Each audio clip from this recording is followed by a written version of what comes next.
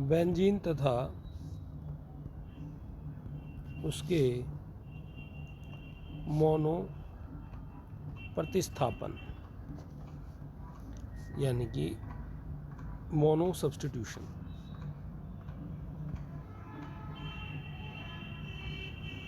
चलिए तो डिस्कस कर लेते हैं। आपको ये पता ही है कि बेंजीन जो होती है उसके पास 6 कार्बन होते हैं और हर कार्बन के साथ एक हाइड्रोजन जुड़ा होता है। हर कार्बन के साथ क्या जुड़ा होता है? एक हाइड्रोजन। तो ये आपका डबल बॉन्ड, एक सिंगल बॉन्ड। तो इस प्रकार से ये बेंजीन होती है। यदि इस बेंजीन का एक हाइड्रोजन हटा दिया जाए, ये क्या है आपके पास? ये बेंजीन है जो समझ दिखाई दे, ठीक है। इसको बॉन्ड लाइन नोटेशन में इस तरीके से आप बना सकते हो, 6 कॉर्नर, एक सिंगल बॉन्ड और एक डबल बॉन्ड। अब यदि इसका ये एक हाइड्रोजन यहाँ से हटा दिया जाए और इस हाइड्रोजन के स्थान पर यहाँ पर कोई अन्य वर्ग या ग्रुप या समूह जोड़ दिया जाए, तो ये बेंजीन का मोनो सब्स्टिट्यूशन प्रोडक्ट या मोनो प्रतिस्थापन समूह कहलाता है। यानी एक हाइड्रोजन आपने यहाँ से हटा दिया तो इसको आप इस तरीके से दिखा सकते हैं। यानी ये जो कार्बन है यहाँ पर, जो एक हाइड्रोजन था इसका, वो हाइड्रोजन हटाने के बाद यहाँ पर X को जोड़ दिया गया है। अब इनके नाम क्या क्या होंगे वो देखने की ज़रूरत है। जैसे आपके पास सपोज कीजिए ये बेंजीन है, इस बेंजीन में आपने एक OH जोड़ दिया तो ये कहलाता है फिनॉल। यदि इस बेंजीन में आपने एक H हटाकर वहाँ पर CH3 जोड़ दिया तो ये कहलाता है टोलुइन। क्या कहलाता है ये? टोलुइन। अब यदि आपने बेंजीन में एक H हटाकर एक Cl जोड़ दिया तो ये कहलाता है क्लोरो बेंजीन। क्या कहलाता है ये? Chloro benzene. इसी प्रकार यदि बेंजीन में एक H हटाकर NH2 जोड़ दिया तो ये कहलाता है एनिलीन। क्या कहलाता है ये?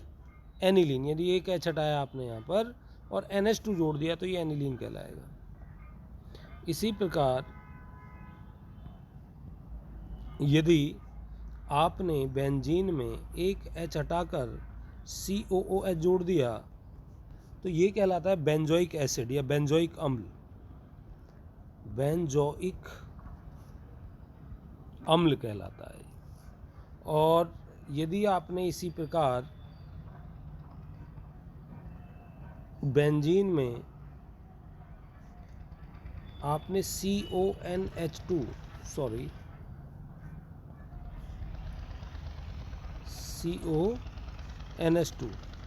जोड़ दिया तो ये बेंजामाइड कहलाती है।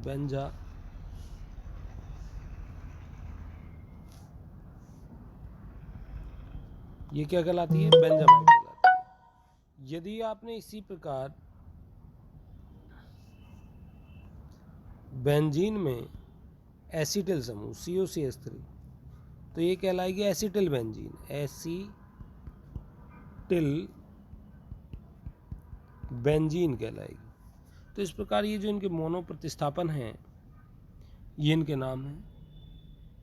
ये नाम आपको अच्छे से आने चाहिए और ये तब आएंगे जब आपको क्रियात्मक समूह पता होंगे। तो यदि आपको क्रियात्मक समूह पता है तो आप आसानी से उन क्रियात्मक समूह को बेंजीन के ऊपर रखने के बाद मोनो प्रतिस्थापन समूह प्राप्त कर सकते हैं। ठीक है। अब ये तो था मोनो प्रतिस्थापन की बात। इसी प्रकार बेंजीन के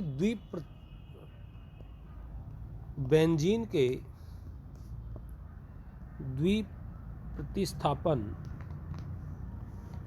ठीक है, को भी आप देख सकते हैं। मान लीजिए बेंजीन में द्विप्रतिस्थापन में क्या करना है। सपोज कीजिए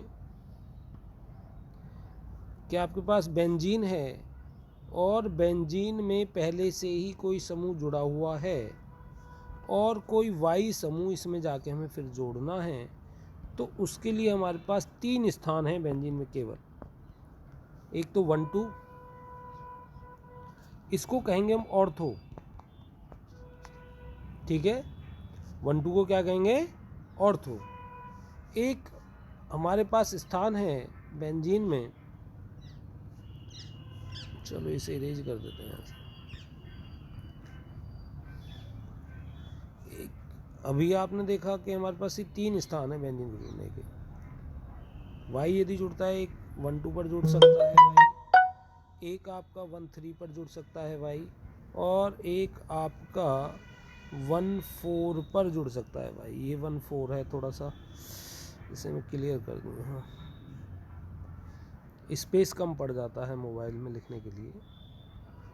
चलिए फिर भी कोशिश करता हूँ मैं आपके कि पूरा ये समझ में आ जाए। तो 1,2 का मतलब होता है ऑर्थो, ऐसे ही 1,3 का मतलब होता है मेटा, ऐसे ही 1,4 का मतलब होता है पैरा। ये तीनों चीज़ याद रखने की बहुत ज़रूरी हैं। ये द्विप्रतिस्थापन जो समूह हैं, यानी यदि एक बेंजीन रिंग में 2 हाइड्रोजन हटने के बाद 2 अन्य ग्रुप यहाँ 2 अलग अलग पोजीशन पर जुड़ जाएं, तो ये 1,2, 1,3 और 1,4 3 पोजीशन हो सकती हैं केवल। यानी यदि आप बेंजीन रिंग है, ये एक्स यहाँ पर जुड़ा हुआ है और वाई यहाँ जुड़े, तो आप देखोगे 1, 2, 3, 4, 5, तो ये 1,5 ना होकर ये 1, 2, 3 है। इधर से इसकी काउंटिंग होगी, ना कि इधर से। तो कभी आपको ये लगे कि अलग प्रतिस्थापन ग्रुप है, नहीं, ऐसा नहीं है, ये 1,3 है। यानी इन तीनों से अलग यदि आपके पास बेंजीन रिंग में 2 समूह जुड़े हुए हैं, कोई अन्य समूह प्राप्त नहीं होगा। तो अभी आपने ऑर्थो, मेटा और पैरा देख लिया। जैसे अभी आपने मोनो प्रतिस्थापन में देखा था फिनॉल, ये आपने फिनॉल देखा था OH, ठीक है, ये फिनॉल है। अब इस फिनॉल में आपने CH3 और जोड़ दिया, मान लिया OH है और यहाँ ले लिया आपने CH3, तो ऑर्थो पर एक ग्रुप जुड़ गया है जिसका नाम है मेथिल, और ये बेंजीन में जब OH होता है तो वो कहलाता है फिनॉल।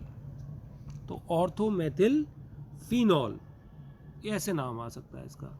अब सपोज कीजिए आपके पास ये फिनॉल है, इस फिनॉल में मेटा पर CH3 होता तो आप कह सकते हैं मेटा मेथिल फिनॉल।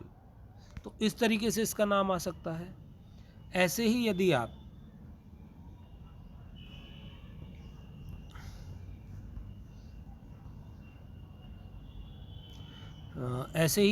लें, हाँ ठीक है, टॉल्यूइन ले लेते हैं, ठीक है। टॉल्यूइन में एक चीज़ होती है जाइलीन। टॉल्यूइन में तो क्या होता है कि बेंजीन के ऊपर CH3 होता है, एक चीज़ होती है जाइलीन। अब इस जाइलीन में क्या होता है कि CH3 के साथ 2 CH3 होती हैं बेंजीन में, तो वो जो 2 CH3 हैं, तो आपके पास ये CH3 और ये CH3, 3 प्रकार से CH3 आ सकते हैं। यहाँ पर CH3, मेटा पर CH3, इसी प्रकार से आप यहाँ पैरा पर भी CH3 जोड़ सकते हैं।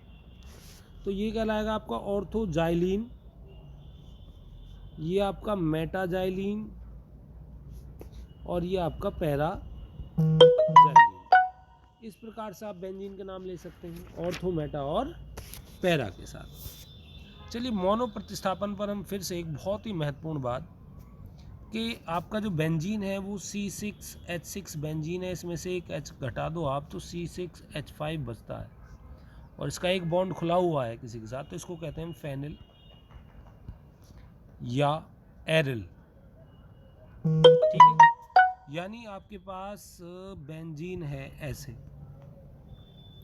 इस बेंजीन में से आपने एक H हटाकर, मतलब ये है आपके पास C6H5Cl है। ये कैसे बना, इसको आप यदि बॉन्ड लाइन नोटेशन बनाओगे तो कैसे बनेगी, ये बेंजीन है और ये यहाँ पर Cl है, ठीक है, ये क्लोरो बेंजीन,